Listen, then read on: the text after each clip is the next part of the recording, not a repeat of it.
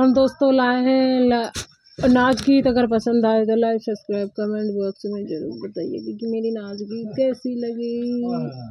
भर दिहला राजा तू बतिया सुनाई के, भर दिहला राजा तू बतिया सुनाई के, चल जावे राजा बीरनवा बुलाए के, चल जावे राजा बीरनवा बुलाए के, चली जावे राजा बीरनवा बुलाए के। सासु काऊ करी है ससुर काऊ करी है, का करी है गौवा कई लोग समझाए के, का करी है गौवा कई लोग समझाए के, चल जावे राजा बीरनवा बुलाए के, चली जावे राजा बीरनवा बुलाए के। जेठ काऊ करी है जेठनी काऊ करी है, जेठ काऊ करी है जेठनी काऊ करी है, जेठ समझाए के चली जावे राजा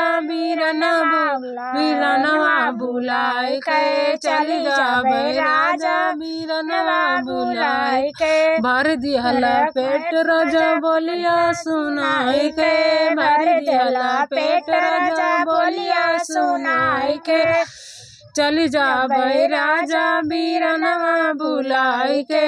काऊ करी है देवर काऊ करी है ननदी समझाए के, काऊ करी है देवर काऊ करी है ननदी समझाए के, चली जावे राजा बीरनवा बुलाए के, चली जावे राजा बीरनवा।